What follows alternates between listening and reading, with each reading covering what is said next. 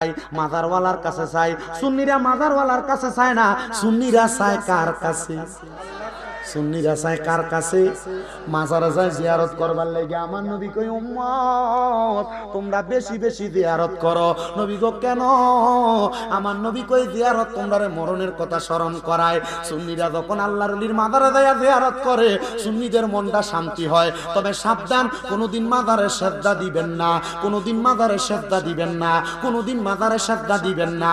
কারণ শ্রদ্ধা দেওয়া শিরিক, আল্লাহ ছাড়া কাউকে শ্রদ্ধা দেওয়া শিরিক। কেউ যদি আমরা শ্রদ্ধা দিই, তার সাথে আমার কোনো সম্পর্ক নাই। তবে আমার দেখা এই পর্যন্ত যত মানুষ আমি মাজারে শ্রদ্ধা দিতে দেখছি, একটা মানুষ আমি শিক্ষিত দেখি নাই। সব মূর্খ। আমি অনেক শ্রদ্ধা দেই না, বেটারে দিকে এলাম মাজারে শ্রদ্ধা দিদি কি লেগা? শ্রদ্ধা পাওয়ার মালিক তো আল্লাহ। বেটা কয় মানছে দেয় দেখে আমি দিছি। কয় কে দিছে? আরেকজনের দেখায় দেওয়া, আমি তারে দিকে এলাম, তুই দিলি কেন? কয় আমার সামনে আরেকজন দিছে, আমি তারে দেখে দিছি। তাহলে বুঝলাম এটা তারে কেউ শিখে দিতে না, দেখা দিয়ে দিছে। একটা কথা মনে রাখবা, শ্রদ্ধা পাওয়ার মালিক আল্লাহ। মাদারে যায় শ্রদ্ধা দিবা না, মাদারে যাইবা আল্লাহর ওলি জিয়ারত করবা। ও বন্ধু, ও মুসলমান ইমানদারের দলেরা, আল্লাহর ওলির দরবার জিয়ারত করলে দেখবা মনটা শান্তি হয়, কলবটা শান্তি হয়। বলে হুজুর আমরা সমাজে তো নতুন ফতনা বাইর হয়ে গেছে, পীরের দরবারে যাওয়া যাবে না, মুর্শিদের কাছে যাওয়া যাবে না, এমন অনেক কথা আপনারে বলে। আমি বলবো বাবা, আল্লাহর নবী আল্লাহর কোরআনের মধ্যে কত সুন্দর আয়াত ঘোষণা করছে। হে জগতের মানুষেরা, তোমরা যদি মুহাম্মদুর রাসূলুল্লাহর হাতের উপরে হাত রেখে বায়াত গ্রহণ করো, এ বায়াত মুহাম্মদুর রাসূলুল্লাহর বায়াত না, এ বায়াত স্বয়ং আমি আল্লাহর বায়াত। মুহাম্মদুর রাসূলুল্লাহ, আমরা কেমনে আপনার বায়াত হইব? আপনি নবীরে তো আমরা পাইছি না। আমার নবী কই, উম্মত আমি নবীরে যদি পাইতে চাও, ও উলিল আমরি মিনকুম, তারা দুনিয়াতে উলিল আমর আলেম আছে, হক্কানি রব্বানি পীর মাশায়েখ আছে, তোমরা তার কাছে যাও, তার হাতে হাত রেখে বায়াত গ্রহণ করো, তাইলে তোমরা আমি রাসূল পাইয়া যাইবা। আরে খুঁজতে গিয়া আল্লাহ নবী সামনে পাই মুর্শিদের ছবি গো, খুঁজতে গিয়া আল্লাহ নবী সামনে পাই মুর্শিদের ছবি গো। আমি খুঁজতে খুঁজতে হই উদাসী, আমি খুঁজতে খুঁজতে হই উদাসী, অন্তর হইছে বেসামাল কেন? দূরে যাও দয়াল, প্রেম শিখাইয়া এই ববেতে রাখলা কেন আমায় দূরেতে? ও দয়াল, প্রেম শিখাইয়া এই ববেতে রাখলা কেন আমায় দূরেতে? ওরে রাখো যদি তোমার কাছে পথারায়ার, হব না মুর্শিদ ছাইরো না। এবার বলেন, পথারা যদি না হইতে চায়, মুর্শিদ ধরার দরকার আছে না নাই? বলে হুজুর কেমনে মুর্শিদ ধরতাম? ভালো মুর্শিদ তো আমি পাই না। আল্লাহর নবীর হাদিস শরীফ ইবনে মাজাহ শরীফের 303 নম্বর পৃষ্ঠায় সাহাবায়ে কেরাম আমার নবীরে কই, ইয়া রাসূলুল্লাহ, ইয়া হাবিবাল্লাহ, নবী গো আপনার কাছে জানতে চাই, হক্কানি রব্বানি ব্যক্তিরা আপনার উম্মত চিনব কেমনে? হক্কানি ফির কেমনে চিনবেন? আমার নবী কয়, ইবনে মাজাহ শরীফ 303 নম্বর পৃষ্ঠার হাদিস, নবী আমার কয়, আলা উখবিরুকা আমুলুকিল জান্নাহ, আমার নবী কয়, আমি নবী কি তোমাদেরকে জান্নাতের বাদশা সম্পর্কে খবর দিব না? ইয়া রাসূলুল্লাহ, হ্যাঁ আপনি আমাদেরকে জান্নাতের বাদশা সম্পর্কে খবর দেন। নবী কয়, ক্বালা খিয়ারিকুমুল্লাযিনা ইযা রুউ যুকিরাল্লাহু আযজা ওয়া জাল্লা, জান্নাতের বাদশা হইল তারা যাদের চেহারার দিকে চাইলে আল্লাহর কথা মনে হয়। হুজুর কার চেহারার দিকে চাইলে আল্লাহর কথা মনে হয়? এমন হক্কানি পীর, যে হক্কানি পীরের নামাজ রোজা বড় সুন্দর, যে হক্কানি পীরের ঈমান আখলাকটা বড় সুন্দর। যেই পীরটারে দেখলে বোঝা যায় উনি নামাজ পড়ে, রোজা রাখে, উনি হজ যাকাত ইবাদত সবকিছু করে, ওই পীরের দিকে তাকাইলে তোমার আল্লাহর কথা মনে হইব।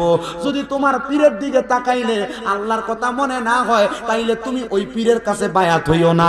বলে কেন?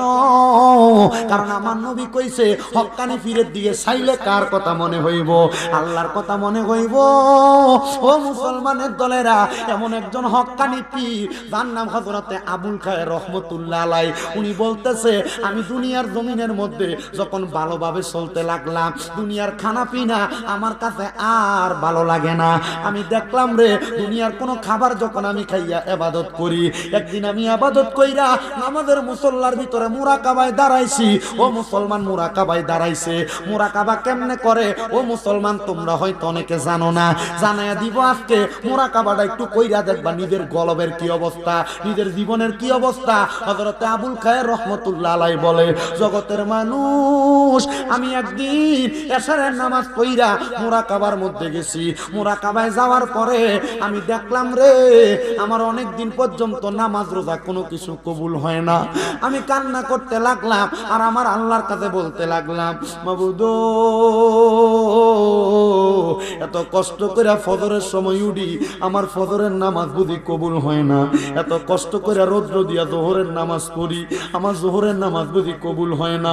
মাবুদ আসর মাগরিব এশার নামাজ পড়ি, আমার নামাজগুলা বুঝি কবুল হয় না। হে আমার শাহনগরের বাবারা, নামাজ রোজা করেন, যদি শোনেন কবুল হয় না, কি করবেন আপনি? আল্লাহর ওলি হযরত আবুল খায়ের ডাক দিয়া কয় জগতের মানুষেরা রে, আমি যখন দেখলাম আমার নামাজ রোজা কবুল হয় না, আমি আমার আল্লাহর কাছে সাজদার ভিতরে পইরা পইরা কান্দি আর ডাক দিয়া কইলাম, মাবুদ এত কষ্ট করে নামাজ পড়ি, আমার নামাজ বুঝি তোমার কাছে কবুল হয় না। হে পর্দার অন্তরালের মা, তোমরা অনেকের নামাজ কবুল হয় না তোমার স্বামীর মনে কষ্ট দেওয়ার কারণে। তোমরা অনেকের নামাজ রোজা কবুল হয় না বেপর্দা চলার কারণে। তোমরা অনেকের নামাজ রোজা কবুল হয় না জবানের ব্যবহার খারাপ করার কারণে।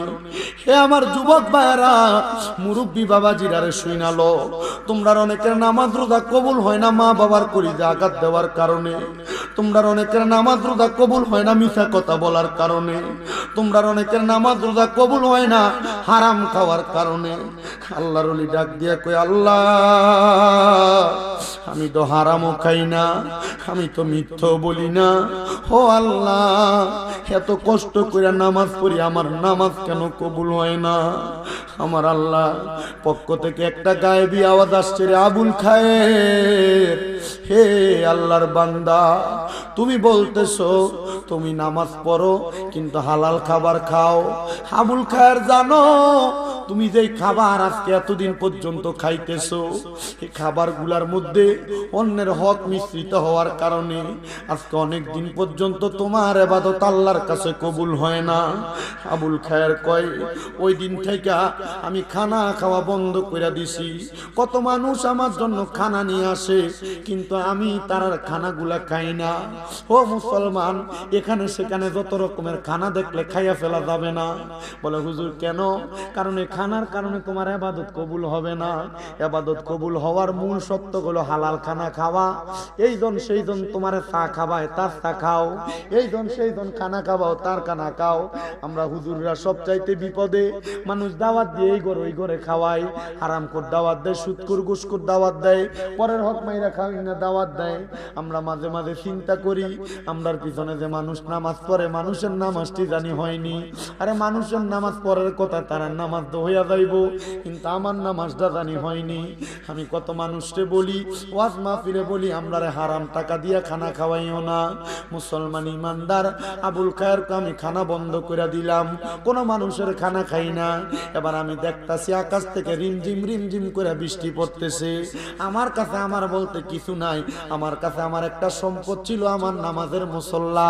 আমি আমার নামাজের মুসল্লাটা বৃষ্টির পানির মধ্যে ধুইলাম, ধোয়ার পরে বৃষ্টির পানিতে ভিজাই ভিজাইয়া বৃষ্টির পানি নামাজের মুসল্লার ভিতরে আটকাইলাম। যখন আমার ক্ষুধা লাগে বৃষ্টির পানি চাইপা চাইপা আমি আবুল খায়ের খাই, কিন্তু 5 দিন পরে আমার বৃষ্টির পানি আমার নামাজের মুসল্লা থেকে শুকিয়ে গেছে, আর বৃষ্টি হয় না। আমি বড় হতাশাগ্রস্ত। আমি নামাজ পড়ি, আল্লাহর কাছে কান্দি, ও আল্লাহ, এখন তো আর পরের হকও খাই না, আমার নামাজ কি তুমি কবুল করো? হঠাৎ করে আমি ঘুমের ঘরে দেখলাম আমার ঘরের মধ্যে নুরানি চেহারাওয়ালা একটা ব্যক্তি হাজির হয়ে গেছে। জিগাইলাম, কে আপনি? উনি ডাক দিয়া কয়, আমার নাম হলো বেলায়েতের সম্রাট হযরতে আলী রাদিয়াল্লাহু তাআলা আনহু। কেমনে গো আপনি আমার ঘরে আসলেন? উনি কয়, আমি একা আসি না, আমার পেছনে তাকায় দেখো কে। বলে কে? বলে উনি হইল মুহাম্মাদুর রাসূলুল্লাহ সাল্লাল্লাহু আলাইহি ওয়াসাল্লাম। ওই নবী কেন আমার ঘরে আসছে? বলে ওই নবী কেন আসছে পরে জানবা। ওনার ডাইনে তাকাও, বলে ওনার ডাইনে দেখা যায় আবু বকর সিদ্দিককে। ওনার বামে তাকাও, বলে ওনার বামে হযরত ওমর রাদিয়াল্লাহু তাআলা আনহুরে দেখা যায়। ওনার পেছনে তাকাও, ওনার পেছনে হযরত ওসমান জিন নুরাইন রাদিয়াল্লাহু তাআলা আনহুরে দেখা যায়। এবার ওই পাগলা ডাক দিয়া কয়, আমি যখন ঘরের মধ্যে কান্না করতে করতে ঘুমায় গেলাম, আমি দেখলাম আমার ঘরে আইসা হযরতে মৌলা আলী আমার ডাকতাছে।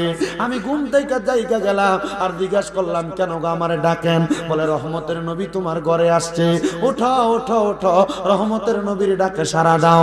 এবার রহমতের নবীর ডাকে সাড়া দিয়া হযরত আবুল খায়ের আল্লাহর বান্দা ডাক দিয়া কই, ইয়া রাসূলুল্লাহ, ইয়া হাবিবাল্লাহ, নবী গো, ও মায়ার নবী, আজকে অনেক দিন পর্যন্ত আমি নিজে খানা খাই না, কি দিয়ে আপনারে মেহমানদারি করব? কান্না করতে করতে ঘুমিয়ে গেছি। মেঘের পানি খাইয়া আমি আমার সময় কাটাইছি, বৃষ্টির পানি খাইয়া। ও নবী গো, আপনারে মেহমানদারি করার মতো আমার কাছে কিছু নাই, স্বপ্ন দেখতাছে পাগলা। পাগলা কই, ইয়া রাসূলুল্লাহ, কি দিয়া মেহমানদারি করব? আমার নবী কয়, পাগল, ইবাদত কবুল করানোর জন্য পরের হক খাও নাই, মানুষের ঘরে খাও নাই, বৃষ্টির পানি খাইয়া সময় কাটাইছ, ক্ষুধার্ত থাকতে থাকতে ক্ষুধার জ্বালায় নামাজের মুসল্লায় ঘুমায় গেছ। আমার নবীজি আস্তিন মুবারক তাইকা আবুল খায়ের একটা রুটি বাহির করে দিছে, নে আবুল খায়ের, এই রুটিটা খাও, তোমার পেটের ক্ষুধা নিবারণ করো। হযরত আবুল খায়ের কয়, ঘুমের স্বপনে রহমতের নবীর হাত থেকে পাওয়া রুটিটা আমি অর্ধেক খাইলাম। খাওয়ার পর দেখলাম আমার নবী আমার ঘর থেকে চলে গেছে, আর হঠাৎ করে আমার ঘুমটা ভাঙ্গা গেছে। ঘুমটা ভাঙ্গার পরে আমি হঠাৎ করে জাগ্রত হইয়া বুঝতে পারলাম এটা আমার স্বপ্নে ছিল, কিন্তু আমি আমার ডান হাতে তাকিয়ে দেখি অর্ধেক রুটি আমার হাতে রইয়া গেছে। তার মানে নূরের নবীর স্বপ্ন দেইকা নবী যেই রুটিটা তার হাতের ভিতরে দিছে, এটা স্বপ্নে যদিও দেখা থাকে, রহমতের নবী নিজে তার হাতে রুটি দিছে। আপনি যদি হালাল ভাবে চলার জন্য নবীর মুহাব্বত নিয়ে অন্তরে দুনিয়াতে চলতে পারেন, আল্লাহর কসম, ও দুনিয়ার মানুষ, আপনি টাকা পয়সার আশা করা লাগবে না, রহমতের নবীর দরবার থেকে আপনারা সহযোগিতা করা লাগবে। জবান খুলে জোরে জোরে বলেন সুবহানাল্লাহ। একজন প্রেমিক আসিল গো সোনার মদিনায়, একজন প্রেমিক আসিল, ওরে যার প্রেমেতে স্বয়ং আল্লাহ দুনিয়া বানায়, হায়রে যার প্রেমেতে স্বয়ং আল্লাহ দুনিয়া বানায়, একজন প্রেমিক আসিল গো না, একজন প্রেমিক আসিল, আর ছিলেন আল্লাহ গোপনের গোপন, আরশ কুরসি করিলেন সৃজন, ওরে আল্লাহর নূর হইতে বানায় হাবিবের নূর খানা, হায়রে আল্লাহর নূর হইতে বানায় হাবিবের নূর খানা, একজন প্রেমিক আসি সোনার মদিনায়, একজন প্রেমিক আসিল গো। হযরত আবুল খায়ের কয়, ও জগতের মানুষ, শোনো রে জগতের মানুষ, আমি বুঝতে পারলাম আল্লাহ তাআলার ইবাদতে আমি এত মনোযোগী হইছি, আমার আল্লাহ তাআলা আমার ইবাদত কবুল করছে, নবী হইল তার প্রমাণ। আমি এবার দুনিয়াতে মানুষের কাছে কত রকমের দাওয়াত দেই, মানুষ যেন দুনিয়াতে হালাল ভাবে চলে। আমি উদাহরণ দিতে লাগলাম। কি উদাহরণ দিলেন? উনি কয় আমার আল্লাহ যখন আদম নবীরে বানাই নাই, আদম নবী এখনো মাটির সাথে মিশ্রিত। কিসের সাথে? আমার আল্লাহ যখন আদম নবীরে বানাই নাই, আদম নবী যখন মাটির সাথে মিশ্রিত। আমি এবার লক্ষ্য করে দেখলাম, এবার উনি বর্ণনা দিতেছে ওনার ভক্তদের কাছে হক ব্যক্তি বালা এবং খারাপ চিনার জন্য। আদম নবীরে আমার আল্লাহ বানানোর আগে আমার আল্লাহ তাআলা কিন্তু দুনিয়ার জমিনে আদম নবীরে পাঠানোর অনেক আগে ফেরেশতা নাজিল করছিল। কি ফেরেশতা নাজিল করছে? ওই ফেরেশতা নাজিল করার পরে আদম আলাইহিস সালাতু ওয়াস সালামের দেহটারে মাটির খামির দিয়া বানায়া রাখছে। আমার আল্লাহ তাআলা এই টাইমে ফেরেশতারে সামনে ডাকলো, ফেরেশতারে সামনে আসো, তাকায়া দেখো আমার সামনে আমি আল্লাহর একটা খলিফা আছে, আমি আল্লাহ তাআলা ওনার দুনিয়ার জমিনের মধ্যে প্রেরণ করব। আমার আল্লাহ তাআলা জগতের মধ্যে আদম নবীরে প্রেরণ করব। আদম নবীর কাছে যখন ফেরেশতারা আসছে, ওই ফেরেশতার মধ্যে একদল লানতপ্রাপ্ত ফেরেশতা ছিল, যারা হইল শয়তানে পরিণত হয়ে গেছে। কিসে? শয়তানে পরিণত হয়ে গেছে। ওই শয়তান আদম নবীরে দেইখা শয়তান মনে মনে চিন্তা করে, কিরে আমার আল্লাহ তাআলা আমি শয়তান আদমরে সিজদা না করার কারণে আমার শয়তান বানায় দিছে, এই আদমরে আমার আল্লাহ আল্লাহর বন্ধু বানায় ফাটাইবো। শয়তান রাগান্বিত হইয়া আদম নবীর গায়ের উপরে একটু থুতু নিক্ষেপ করছে। নাউজুবিল্লাহ। শয়তান কি করছে? আদম নবীর মাটিওয়ালা যে দেহটা বানায় রাখছে, দেহের উপরে থুতু নিক্ষেপ করছে। ওই থুতুটা বাতাসের সাথে লইরা আদম নবীর নাভি মুবারকের মধ্যে যায় পড়ছে। আমার আল্লাহ ডাক দিয়া কয়, জিবরাইল, এই শয়তান এমনি তো অভিশপ্ত, শয়তান তো দুনিয়ার জমিনে অভিশপ্ত। শয়তান দেখছো কি কাম করছে? হিংসা কইরা আমার বন্ধুর গায়ের উপরে শয়তান থুতু নিক্ষেপ করছে। আমার আল্লাহ তাআলা হযরতে জিবরাইল রে বলে, রে জিবরাইল, আদম নবীর নাভি মুবারক তাইকা তুমি একটু মাটি নাও, মাটিটা নিয়া এই মাটিটা দিয়া তুমি কুকুর বানাও। কি বানাও? কুকুর কোন মাটি দিয়া বানাইছে? আদম আলাইহিস সালাতু ওয়াস সালামের নাভি মুবারক তাইকা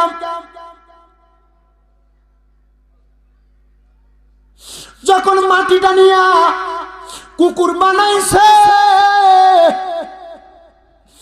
এবার আমার আল্লাহ কয়, এই আদম নবীর ভিতরে নূরে মুহাম্মদি দাও। আদম নবী জিন্দা হইছে, শয়তান পালায়া গেছে। আদম নবী আমার আল্লাহ তাআলার কুদরতি কদমের মধ্যে শ্রদ্ধা প্রদান করছে। বন্ধুরে দেখবেন এই কুকুরের মাঝে তিনটা স্বভাব দেখা যায়। কুকুর দেখবেন মানুষকে বড় ভালোবাসে। কেন? কারণ কুকুররে বানাইছে আদম নবীর দেহ থেকে মাটি নিয়া। এই কুকুরের মাঝে আরেকটা স্বভাব আছে, সামনে আরেকটা কুকুর আসলে হিংসা করে, ঘাউ ঘাউ কইয়া লইয়া পড়ে। এটার কারণ হইল ওই শয়তানের থুতুটা আদম নবীর শরীরের মধ্যে পড়ছিল, ওই মাটিটা দিয়া কুকুররে আল্লাহ বানাইছে। কুকুরের 3 নাম্বার স্বভাব, কুকুর রাত্রবেলা জায়গা থাকে। এটার কারণ হইল কুকুরের এই শরীরের ভিতরে জিবরাইলের হাতের পরশ লাগছে। কারণ ফেরেশতারা ঘুমায় না, কুকুর ঘুমায় না।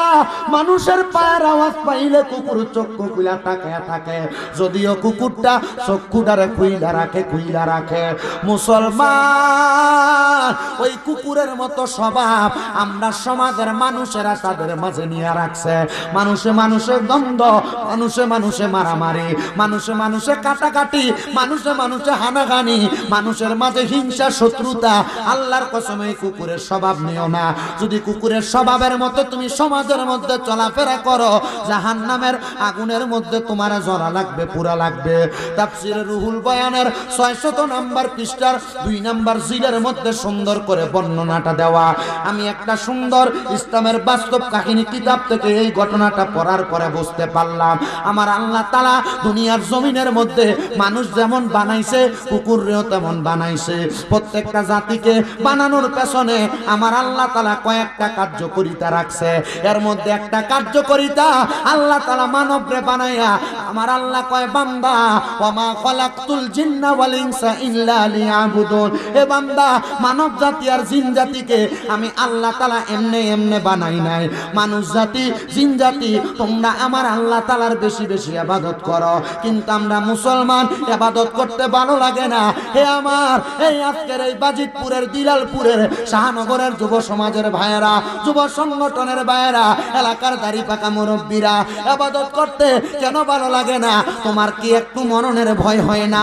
ওই কবরের আযাবের মধ্যে তোমার এমন শাস্তি দেওয়া হইব, আজরাইল যখন তোমার রূহ কবজ করব, একটা জীবিত বকরিকে চামড়াটা টাইনা টাইনা ছিললে তার যত কষ্ট হয়, আজরাইল যখন একটা মানুষের শরীর থেকে রূহটা টাইনা টাইনা নিয়ে যাইব, এত কষ্ট তোমার হইব। আল্লাহর দোহাই লাগে আল্লাহ তাআলার একটু বেশি বেশি করে ইবাদত করো, দেখবা আমার আল্লাহ তাআলা তুমি বান্দাটারে দুনিয়া এবং আখিরাতের মধ্যে কামিয়াব বানাইবো। কিন্তু বান্দা আল্লাহর ইবাদত করতে তোমার ভালো লাগে না। নামাজের মধ্যে দাঁড়াইলে তোমার নামাজের মধ্যে অস্বস্তি লাগে, নামাজের মধ্যে দাঁড়াইলে নামাজের মধ্যে তোমার মনোযোগ আসে না। পর্দার অন্তরালের অনেক মা বোনেরা, অনেক যুবকেরা মাঝে মাঝে ফোন করে, হুজুর গো নামাজের মধ্যে যখন দাঁড়াই, আমি নামাজের মধ্যে দাঁড়াইলে আমার হঠাৎ করে দুনিয়ার কর্মকাণ্ডের কথা আমার মাথায় চলে আসে। এ যুবক, মরার কথা কি তোমার স্মরণ হয় না?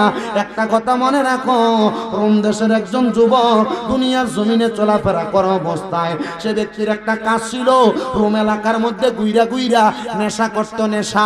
নেশা করতে করতে ওই যুবকটা একদিন মাতাল অবস্থায় রোমের একটা মসজিদের দরজার মধ্যে লম্বা হইয়া শুয়ে রইছে। যুবকের কাম কি ছিল? কথা কন না, নেশা খাওয়া। আমরা এলাকাত নাই বাবা ইয়াবা ফেন্সিডেল গাঞ্জা খা। আমার কাছে মাঝে মাঝে বিচার দেয়, বাবা খা বেশি, বাবা খো। আমার কাছে একদিন মাঝে মাঝে মানছি বিচার দেয়, হুজুর ফুটে বলে বাবা খা। আমারও তো কোনোদিন খাইলো না, আমি তো চাচা হে বাবা না কি কথা কয় না। মুসলমান ইমানদার, নেশা যারা করো শুই না, আল্লাহর নবী কয় নেশা করার সময় তার ঈমান থাকে না, তার ঈমান তার কাছ থেকে চইলা যায়। হে আমার বাজিতপুরের যুবক, হে আমার বাজিতপুরের মুরব্বী বাবারা, যারা নেশা করো পারলে দাও, তোমার হাত আমার সামনে দাও, পাও আমার সামনে দাও, আমি তোমার পায়ে ধইরা বলি নেশার দিকে তুমি তোমার কদম বাড়াইও না। এই নেশা করতে জন্য শাস্তি হইল আমার আল্লাহ তাআলা তাদেরকে লাঞ্ছনাদায়ক আযাবুন শাদীদ যন্ত্রণাদায়ক শাস্তি দিবে। ওই যুবকটা রোমের বড় মসজিদের সামনে দাঁড়াইয়া যখন সেই ব্যক্তি নেশা কইরা মসজিদের সামনে লম্বা লম্বি হয়ে দাঁড়ায় আছে, রোমের বড় মসজিদের ইমাম কয় ফজরের নামাজ আমি পড়তে আসলাম, আসার পর দেখলাম এই ছেলেটা নেশা কইরা মসজিদের দরজার মধ্যে শুয়ে রইল। তারা জিগাইলাম, এর যুবক নেশা কেন করলা? তুমি কি জানো না আল্লাহর কোরআন রাসূলের হাদিস নেশা করাকে হারাম বলছে? এ আমার শাহনগরের যুবকেরা, যারা ইয়াবা সেবন করে, যারা মদ সেবন করে, যারা গাঞ্জা সেবন করে, এই তাদেরকে আমি বলে দিয়ে যাই, এই নেশার কারণে আল্লাহ তাআলার কঠিন শাস্তি তুমি সহ্য করতে পারবা না। ওই রোম দেশের মসজিদের ইমাম ডাক দিয়া কয়, আমি ওই যুবকটারে উঠাইলাম, উঠে তারা আমার ঘরের মধ্যে নিয়ে শোয়াইলাম। এলাকার সব মানুষ আমার বিরোধিতা করে, কিরে তাকে দেখো একজন নেশা করে আমরা মসজিদের ইমাম তার ঘরের মধ্যে নিয়ে রাখতেছে, কারণ কি? ইমাম সাহেব আপনার কাছে আমরা জানতে চাই আপনি কেন একটা নেশা করে জায়গা দিলেন? উনি বলে, আমি চেষ্টা করব তাদেরকে ইহদিনাস সিরাতাল মুস্তাকিম হেদায়েতের পথে আনার জন্য। এবার উনি ডাক দিয়ে কয়, এ যুবক ভাই তুমি কেন নেশা করো? নেশা করার কারণ বলো। যখন তার হুঁশ ফিরল সে ডাক দিয়ে কয়, হুজুর আমার জন্মের আগে আমার আব্বা জান মারা গেছে, জন্মের পরে আমার আম্মা জান মারা গেছে, আমার চাচা এবং আমার জ্যাঠা, আমার ফুফু, আমার আত্মীয় স্বজন অনেকে আছে, কিন্তু তারা আমার তেমন ভাবে মানুষ করে নাই। যেমন ভাবে মানুষ হইলে আমি নেশা করব না, তারা আমার দায়িত্ব ছেড়ে দিয়েছে হুজুর। তারা আমাকে অবহেলা করতে লাগলো, আমি অবহেলা পাইতে পাইতে আমার ঘর ত্যাগ করলাম, আমার বাড়ি ত্যাগ করলাম।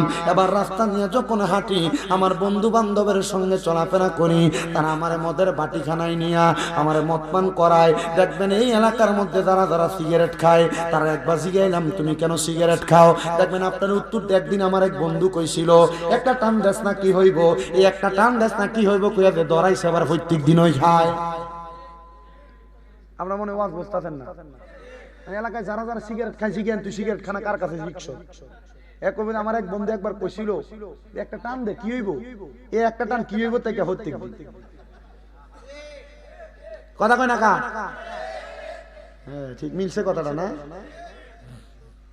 আরে মন ভাঙ্গায় আর মসজিদ ভাঙ্গা, ভাঙ্গায় আল্লাহর কাবা ঘর, ভাঙ্গায় আল্লাহর কাবা ঘর, মন মন্দিরে খোদার বাড়ি, ওরে মন মন্দিরে খোদার বাড়ি, কষ্ট দিস না তার ভিতর। মন ভাঙ্গায় আর মসজিদ ভাঙ্গা, ভাঙ্গায় আল্লাহর কাবা ঘর, ভাঙ্গায় আল্লাহর কাবা ঘর, মন মন্দিরে খোদায় আছে, কষ্ট দিস না তার ভিতর। ওরে আসল কাবা না চিনিয়া মারহাবা কইতে এর কি মুহাব্বতের সামনে না, আমি অনকারা কইতাম পারি না, ওই আমি কইলে আমার বাউল শিশু না, আমি পড়ে গেছি বিপদ কি করতে। হ্যাঁ ওরে আসলে কাবা না চিনিলে সাজদা দিবা কাহার মাঝে, আসলে কাবা না চিনিলে সাজদা দিবা কাহার মাঝে। মারহাবা কোন না বল, এটি তো ভালো জিনিস, কিন্তু এটার ভিতরে তো মুহাব্বত আছে, মানুষ এটা মুহাব্বত না বুঝলে তো কিছু করার নাই। আল্লাহ বোঝার তৌফিক দান করুক, আমিন জোরে কোন। বাবার এই শানগুলা পরে রাখি, আগে আপনাদেরকে ওয়াজটা বোঝাতে দেওয়ার চেষ্টা করি। মুসলমান ইমানদারেরা গভীর মনোযোগ দিবেন, গভীর মনোযোগ দিবেন। ওই নেশাখোর ছেলেটাকে প্রশ্ন করেছে তোমারে কে নেশাখোর বানাইছে, বলে আমার মা মারা যাওয়ার পরে, বাবা মারা যাওয়ার পরে আমার বন্ধু বান্ধবের থাকে তাইকে আমি নেশা করতেছি। এ যুবক নেশা যে করো, তুমি কি আমার সাথে একটু আমার সময় দিবা? বলে তোমার সময় দেওয়ার মতো সময় আমার কাছে নাই। বলে কেন সময় নাই? বলে তুমি যদি আমার একটু সময় দাও, তোমার মা যে মারা গেছে, বাবা যে মারা গেছে, মা বাবা কবরে কেমন আছে তুমি কি খবরটা জানো? যুবক কয় না, আমার চোখের সামনে কত মানুষ মারে মা কইয়া ডাকে, বাপরে বাপ কইয়া ডাকে, আমারও মনটা চায় আমি আমার মা বাপরে দেখতাম। হুজুর আপনি কেমন মানুষ, আপনি কি আমার মা বাপরে দেখাইতে পারবেননি? এবার বলেন আল্লাহর ওলিরা চাইলে মুরাকাবার মাধ্যমে মৃত মানুষকে দেখাইতে পারে কি পারে না? ও বন্ধুরে, ও নবীর উম্মতের দল, আশিক রাসূল ভাই বাবারা, গভীর মনোযোগ দিয়া শুনো রে বাবারা। যুবক কয় হুজুর তাহলে আপনারে আমি 24 ঘন্টা সময় দিলাম, আপনি আমারে আমার মা বাপরে দেখান। ওই ছেলেটা ডাক দিয়া কয় আমি আবার যখন রোমের মসজিদের ইমাম সাহেবের কাছে আবদারটা করলাম, ইমাম সাহেব কয় বাবা আমার কাছে যদি তুমি তোমার মারে দেখার জন্য চেষ্টা করো, তাহলে এখন তুমি নেশা করা ছাড়া লাগবো। পোলা কয় যে মা বাপরে আমি আমার জন্মের আগ থেকে হারাইলাম, যে বাপরে যে মারে জন্মের পরে হারাইলাম, ওই মারে বাপরে দেখার জন্য আমি নেশা ছাড়তে রাজি হুজুর একদিনের জন্য। কয় ঠিক আছে একদিনের জন্য আমার কাছে আমি তোমার কদমে হাতটা রাইখা বলি, এই ডিসেম্বর মাসের 19 এবং 20 তারিখ 21 তারিখ দাওয়াত ইসলামীর উদ্যোগে ঢাকাতে আসিয়ান সিটি, মারহাবা কন্যা, ঢাকা আসিয়ান সিটিতে এই ডিসেম্বর মাসের 19 তারিখ 20 তারিখ 21 তারিখ বৃহস্পতি শুক্র এবং শনিবার দাওয়াত ইসলামের উদ্যোগে সুন্নি একটা ইজতেমা হইব ঢাকা আসিয়ান সিটি হজ ক্যাম্পের পাশে। একটা দিন, দুইটা দিন, তিনটা দিনের লাগে ওই ইজতেমাটার মধ্যে যাইবা। বলে হুজুর কি লাগা? সেখানে গেলে তুমি তোমার জীবনের পরিবর্তন বুঝবা। গান বাজনা বহুত করছো, অসুবিধা নাই, তিনটা দিনের লাগে যাইবা। নাচ বাজনা অসুখ করেছো, তিনটা দিনের লাগে যাইবা। তোমাদের করিমগঞ্জ থেকে নাকি বাস ছাড়বো, কিশোরগঞ্জ থেকে বাস ছাড়বো, মান্না লইয়া যাইব, একটু যাইবা। বলে হুজুর কেন? কারণটা কি? এখানে গেলে নবীর প্রেম শিখবা, নামাজ শিখবা, রোজা শিখবা। যুবক কয় মা বাপরে দেখার লাগে একদিন আমি নষ্ট করতে পারি, এটা নষ্ট না, নষ্ট না, এটা হইলো আমার আল্লাহর দেওয়ার জন্য একটা নির্দিষ্ট সময়। যুবকটা কয় ওই দিন আমি আর নেশা করলাম না, ফজরের নামাজের সময় আমি হুজুরের কাছে আইলাম, আমার ফজর পড়াইছে, জোহর পড়াইছে, কিন্তু কোনো কিছু কয় না, আসর পড়াইছে, কোনো কিছু কয় না, মাগরিব পড়াইছে, কোনো কিছু কয় না, এশা পড়াইছে, কোনো কোনো কিছু কয় না। এশার নামাজটা পড়াইয়া হুজুর আমারে হাতে নিয়া হাঁটতে হাঁটতে পাহাড়ের গুহার দিকে যাইতেছে। আমি কই কি রে, সারাদিন তো কিছু বললো না, এখন কেন পাহাড়ের গুহার মধ্যে নিয়ে যায়? বুঝতে পারলাম মনে হয় এই জায়গায় মনে কোনো ঘটনা আছে। আল্লাহর ওলি ডাক দিয়া কই, আমি বড় চিন্তায় পড়ে গেলাম, আবেগের বশত তো বললাম তার আমি তার মা বাপরে দেখাইমু। এবার আমি চিন্তা করতে লাগলাম কেমনে আমি তার মা বাপরে দেখামু, মা বাপ তো মইরা গেছে গা। ও মুসলমান, মাঝে মাঝে মা বাপরে স্বপ্ন দেখো। কি লেগে স্বপ্ন দেখো একবার তো চিন্তা করো না? যদি দেখো মা স্বপ্নে দেখা দিছে, বাপ স্বপ্নে দেখা দিছে, দাদা স্বপ্নে দেখা দিছে, দাদি স্বপ্নে দেখা দিছে, বুঝবা তারা কবরের মধ্যে বড় বিপদে আছে। এর লেগে তোমরা দেখা দেয়, তুমি তার লেগে দোয়া করবা বিদায়। এজন্য দেখবেন আমরা সমাজের মানুষ স্বপ্ন দেখলে মারে বাপরে দাদারে দাদিরে এরা মিলাদ পড়ায় দোয়া করায়। এটার উদ্দেশ্য হইল তার জন্য দোয়া করব, এজন্য স্বপ্ন দেখায়। মুসলমান কষ্ট হয়নি আপনার? আর আল্লাহর ওলি কয়, আমি তারে নিয়ে যাইতে লাগলাম ওই পাহাড়ের গুহার মধ্যে। গুহার মধ্যে যাইয়া আমি নামাজের নিয়ত করলাম 2 রাকাত। কয় রাকাত? 2 রাকাত নামাজের নিয়ত করলাম। 2 রাকাত নামাজের নিয়ত কইরা আল্লাহু আকবার কইয়া দাঁড়াইলাম। আল্লাহু আকবার কইয়া দাঁড়ানোর সাথে সাথে আমি নামাজের মধ্যে কেরাত পড়তে লাগলাম। সূরা ফাতিহা পড়লাম। সূরা ফাতিহার সাথে বড় একটা সূরা পড়লাম। ওই যুবক আমার সাথে নামাজ পড়ে। আমি সূরা ফাতিহা পড়া প্রথম রাকাত শেষ করলাম। দ্বিতীয় রাকাত পড়লাম, সূরা ফাতিহা পড়লাম। ফাতিহার পরে 3 বার সূরা ইখলাস পড়লাম। আমি আবার দ্বিতীয় রাকাত পড়লাম, শেষ করলাম। সালামটা ফিরাইয়া আমি সিজদা দিলাম। আমি সিজদা থেকে মাথা উঠাই না। ওই যুবকটা বলতেছে, আমি দেখলাম উনি আর সিজদা থেকে মাথা উঠায় না। কিরে কেন মাথা উঠায় না? না উঠানোর কারণটা কি? বলে মাথা না উঠানোর কারণ হইল উনি এখন আর মাথা উঠায় না। আল্লাহর ওলি গো, কেন আপনি মাথা উঠান না? আল্লাহর ওলিকে আমি চিন্তা করতে লাগলাম, তার লগে যে ওয়াদা করলাম তার মা বাপরে দেখাইমু, এখন তো আমি আর তার মা বাপরে দেখাইতে পারতেছি না। হঠাৎ করে সিজদার মধ্যে যাওয়ার পর আমার মাথায় একটা বুদ্ধি আইয়া পড়ছে। আল্লাহর ওলি বলে বুদ্ধিটা হইল আল্লাহর কোরআনের একটা আয়াত। কি বুদ্ধিটা হইল? আল্লাহর কোরআনের একটা আয়াত। ওই আয়াতটা হইল ওয়া মিনাল লাইলি ফাতাহাজ্জাদ বিহি নাফিলাতাল লাকা আসা আইয়াবাসাকা রাব্বুকা মাকামান মাহমুদা। জবান করে ধরে পড়েন আল্লাহু আকবার। এই আয়াতটা মনে হইছে, আমি আয়াতটা মনে কইরা আমি এবার ওই যুবকরে বললাম, যুবক তাহাজ্জুদের নামাজ পড়ো। যুবক কই, হুজুর আল্লাহর দোহাই কোনদিন তো নামাজ হই পড়ছি না, তাহাজ্জুদ পড়াম কেমনে? আল্লাহর ওলি একটা ডাক দিয়া কয়, যুবক আমি প্রথম যেমনে 2 রাকাত নামাজ পড়ছি তাহাজ্জুদ পড়ে এমনে। উনি কই আমি তাহাজ্জুদ নামাজটা তারে পড়াইছি। মা বোনেরা মনে যুদ্ধ দ্বারার ফেডে সন্তান আসে না, সংসারে বরকত হয় না, কামাই রুজির মধ্যে বরকত হয় না। তাহাজ্জুদের নামাজ পড়বা, দেখবা ফেডে সন্তান আইব, তোমার স্বামীর কামাই রুজির বরকত হইব, রোগ বালা মুসিবত দূর হইব।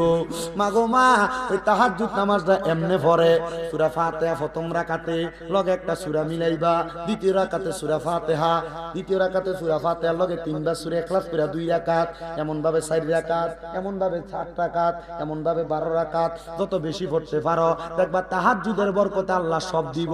বলে হুজুর কেমনে? মা আয়েশা সিদ্দিকা হাদিস বর্ণনা করে, যখন এই আয়াত নাযিল হইছে, আয়াতের মানে হইল নবী আপনি রাতের কিছু অংশে তাহাজ্জুদের নামাজ পড়েন, অতি সত্বর আপনারে মাকামে মাহমুদ প্রশংসার দরজা দেওয়া হবে। আম্মা জান আয়েশা ডাক দিয়া কয়, জগতের মানুষ, আমি তাহাজ্জুদের নামাজটা যখন পড়তে দেখলাম আমার নবীরে, আমি দেখছি আমার নবী লম্বা লম্বা সিজদা দিতেছে। নবীজি কোনোদিন এত লম্বা লম্বা সিজদা দিছে না।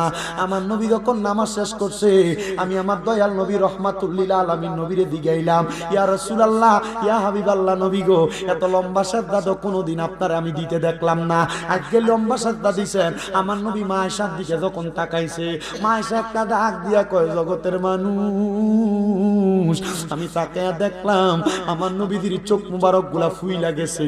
কারণটা হইল আমার নবীজি কান্না করতে সিজদার ভিতরে যাইয়া। মা আয়েশা ডাক দিয়া কয়, নবী গো, ও দয়াল নবী গো, আমার আল্লাহ না আপনার জান্নাতের মালিক বানাইতে, নবী গো আপনি কেন নামাজের সিজদার ভিতরে যাইয়া কান্দেন?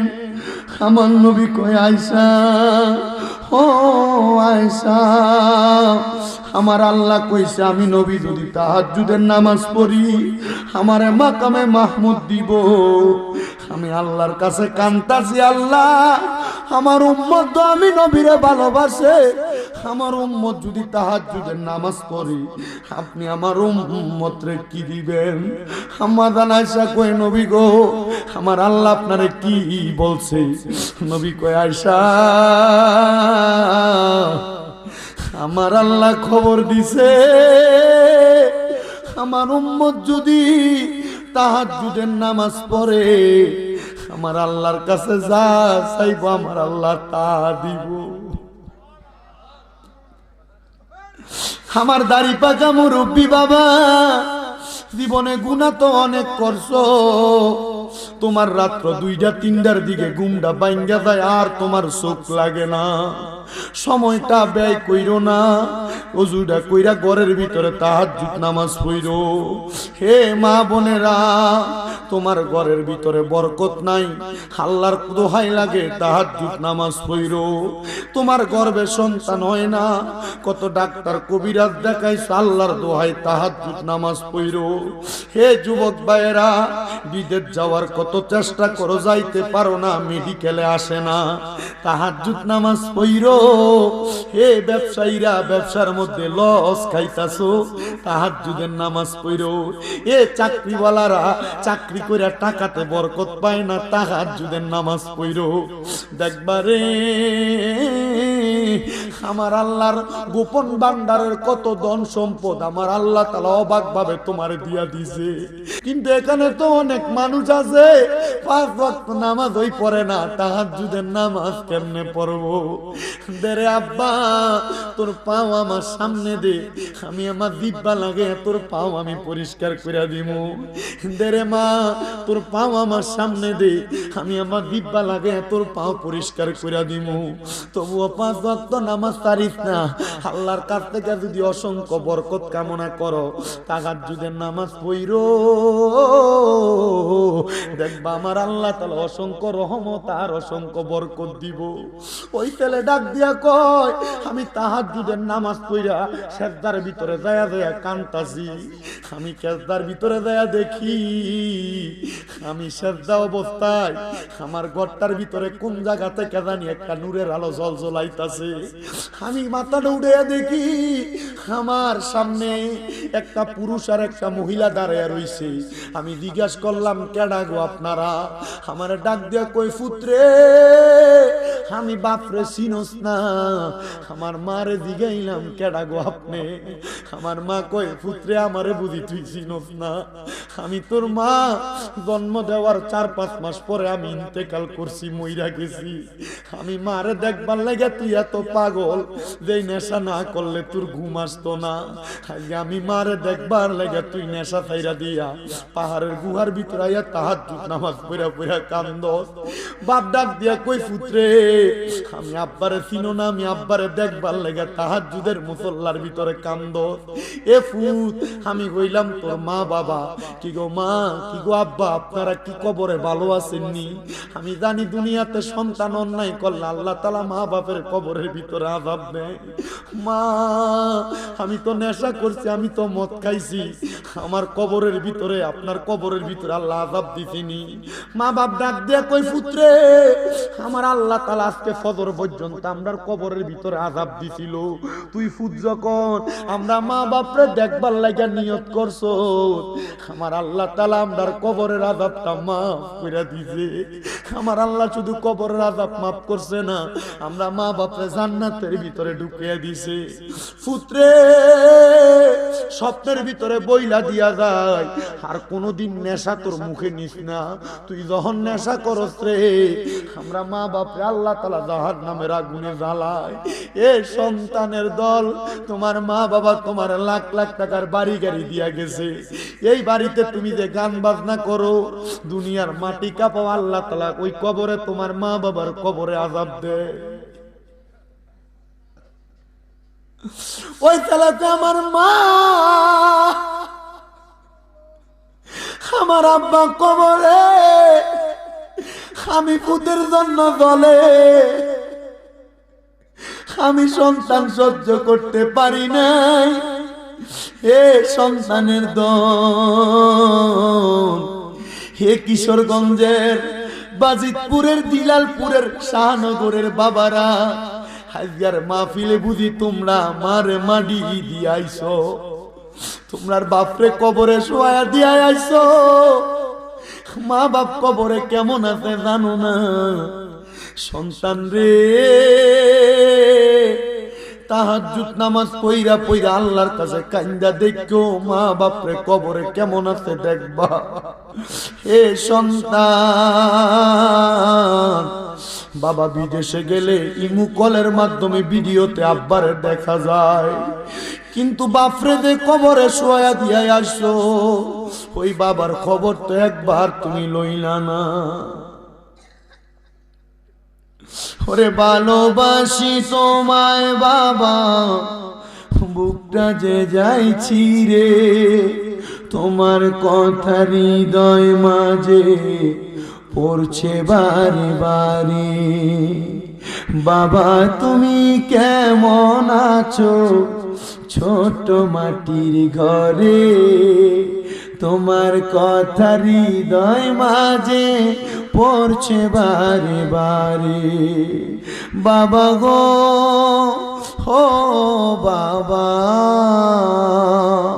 বাবা গো বাবা, ভালোবাসি তোমায় বাবা, বুকটা যে যাইছি রে, তোমার কথা হৃদয় মাঝে পড়ছে বারে বারে।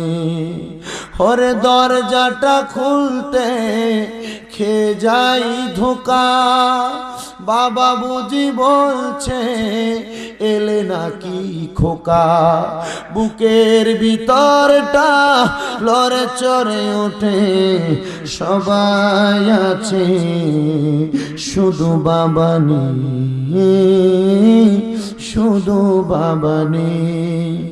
এ শাহনগরের যুবক, এ শাহনগরের মুরব্বী বাবা, এ শাহনগরের পর্দার অন্তরালের মা বোনেরা, তোমরা বুঝি বাবা কবরে চোখের সামনে বয়স্ক কত মুরব্বীরা ঘুরে, মনে কইরা দেখো আব্বার কাছ থেকে 2 টাকা পাখিওয়ালা নোটটা নিয়ে তুমি ফুটে স্কুলে যাইতা, কিন্তু তোমার সামনে কত ময় মুরব্বীরা ঘুরে, কিন্তু তোমার আব্বা কবরে আব্বারে 100 টাকা হাত খরচের লাগা দিতে পারো না।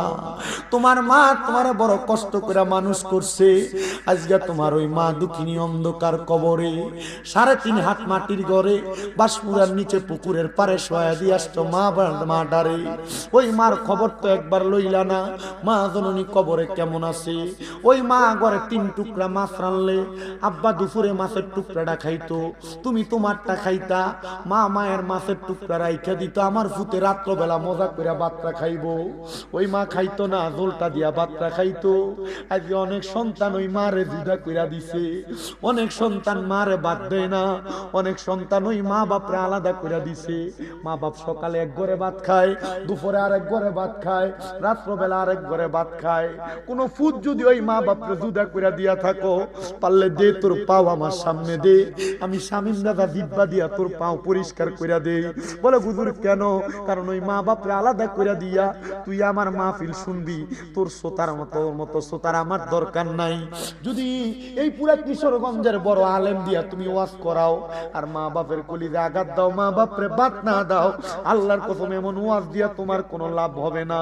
ওয়াদা করো, যদি ওই মা বাপরে কষ্ট দিয়া থাকো, ওই মা বাপরে ধমক দিয়া থাকো, ওই মা বাপরে আলাদা করে দিয়া থাকো, আজকে এখান থেকে বাড়িতে যাইয়া মা বাবার পাউডির ভিতরে ধরবা, ধরে বলবা মা আল্লাহর রাস্তা আমারে মাফ করে দেন, আব্বা ধমক দিছি আর ধমক দিতাম না, আমারে মাফ করে দেন।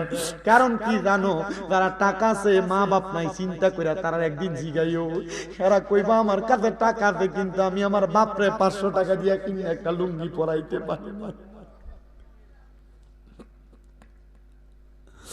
মাসিরা লুঙ্গিটা পরছে রে, মাসিরা কাপড়টা পরছে, ওই মা কাপড় রাস্তা থেকে 5 টাকা কইলা তুমি পুতেরে দিছে, আজকে তোমার কাছে লাখ লাখ টাকা, ওই মা রে 500 টাকা দিয়ে কিনে একটা কাপড় পরাইতে পারো না, ওই মা কবরে শুয়া রইছে।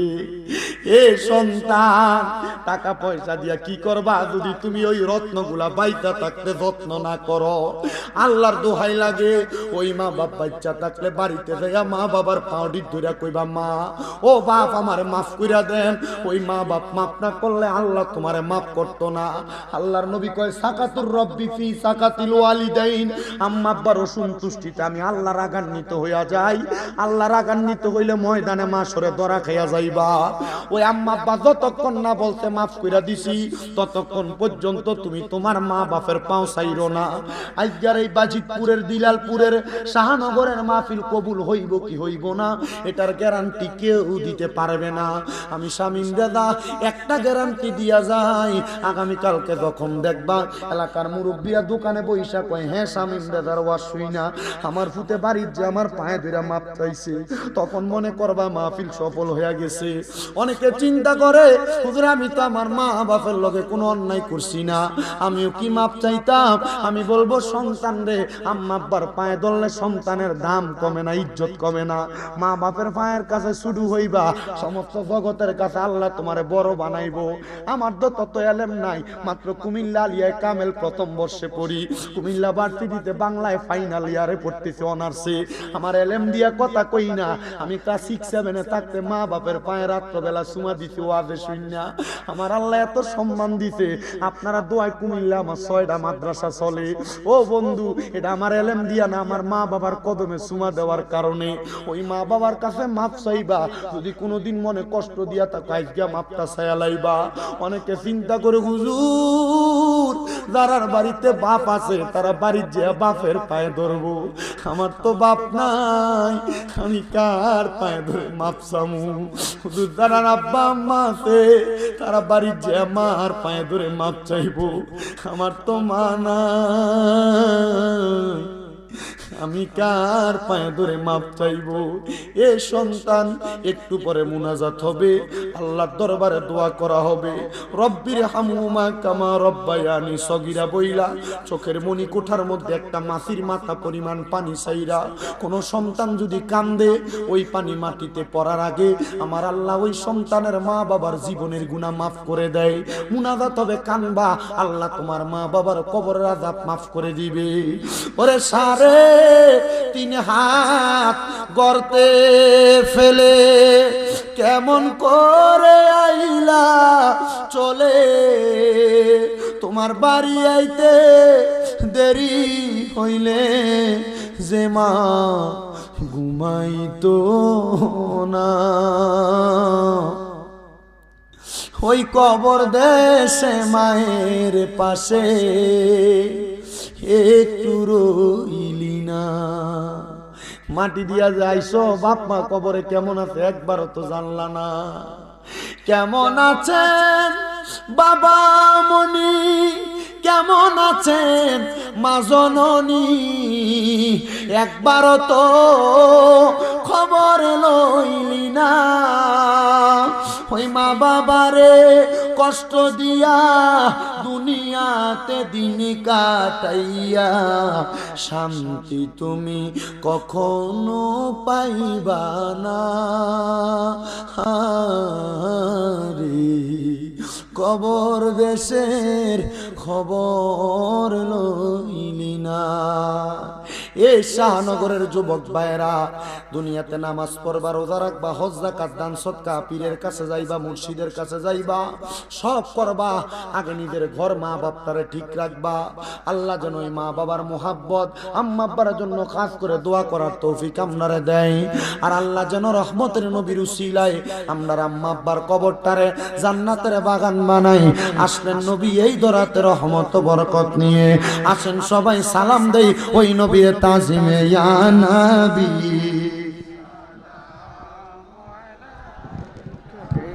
ইয়া রাসূল সালাম, ইয়া হাবিব সালাম, সালাওয়াতুল্লাহ ইয়া রাসূলুল্লাহ ওয়া ইয়া হাবিব হাবিবাল্লাহ নবী আপনি যে নূরেরি পুতুল গাহিয়া ওঠি বুলবুল আপনি যে কাবার কাবা আশিকদের গলা রিমালা ইয়া নবী কাতার করেন ইয়া রাসূল সালাম লাইন করে ফেলেন ইয়া হাবিব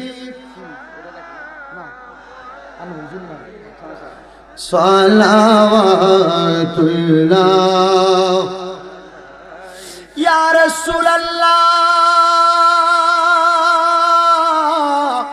ওয়া ইয়া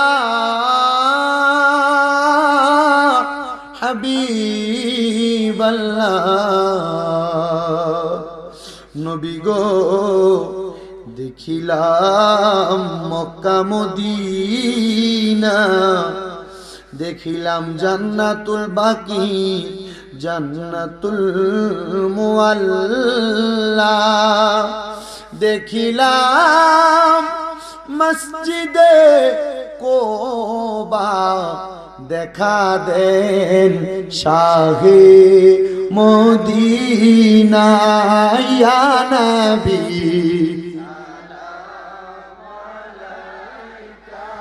ইয়া রাসূল সালাম ইয়া হাবিব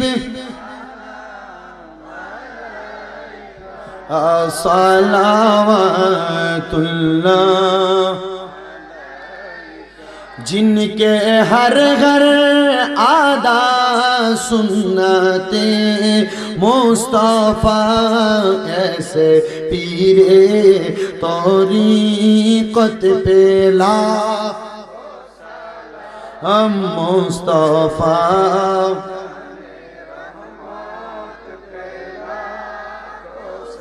लाम शम्अ बज में हैदा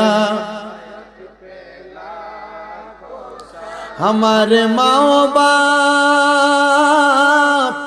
पीर उस्ताद और भाइयों बहिन आहले औलाद आशीरत पेला हो सलाम मुस्तफा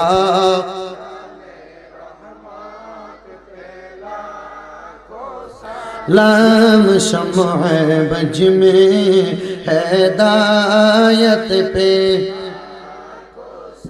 या पाके पंजतन लाखो सलाम या पाके पंजतन लाखो सलाम या हसन शाह हुसैन लाखो सलाम या हसन शाह हुसैन लाखो सलाम करबालार कुरबानी स्मरण करो प्राण भरे सकले नामाज पढ़ो अस्सलामाए नूरे चश्मे अम्बिया अस्सलामाए शागिन शाहे औलिया अस्सलामाए नूरे चश्मे अम्बिया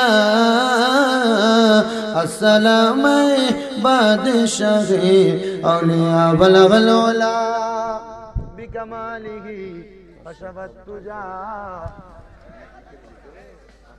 हसनत जमिया सालिही सल्लु अलैहि वालिही बलगल उला